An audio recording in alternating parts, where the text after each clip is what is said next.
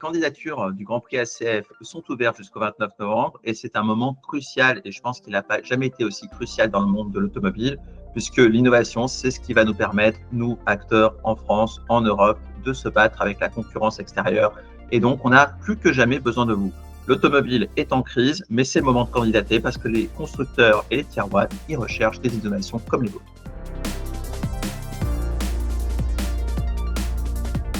Ce qui fait la différence du Grand Prix ACF Autotech, c'est qu'on ne veut pas s'imposer de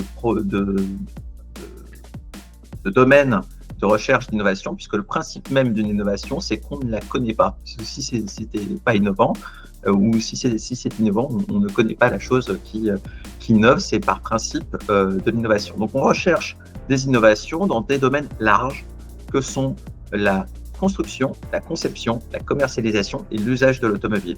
Par exemple, qui aurait pu prévoir l'année dernière qu'on allait découvrir une start-up qui absorbe le nickel dans le sol pour finalement être une start-up qui n'utilise pas de mine pour produire du nickel. Comment on aurait pu prévoir qu'une start-up utiliserait le diamant de synthèse pour améliorer la conductivité et la puissance et l'énergie d'un système électrique de véhicules.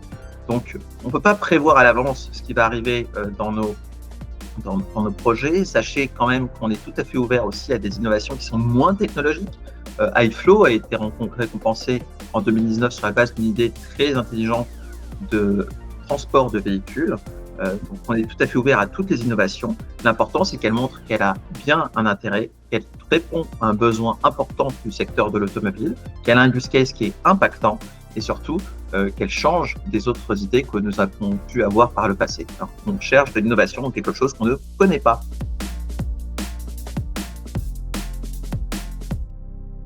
Qu'est-ce qu'ils vont gagner une fois qu'ils ont candidaté? Ça sert à quoi?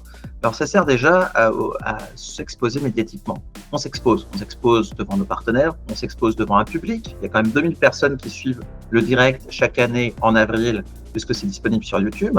Donc, on s'expose à d'autres personnes au-delà des partenaires qui sont affichés. Donc, ça, c'est déjà une exposition médiatique forte. Et avec le soutien d'une agence de presse qui fait les entremetteuses avec les médias pour produire des interviews à partir de la demi-finale, c'est-à-dire qu'on a déjà gagné quand on est finaliste. Il ne suffit pas de gagner. Dès qu'on est finaliste, on commence à gagner déjà du soutien.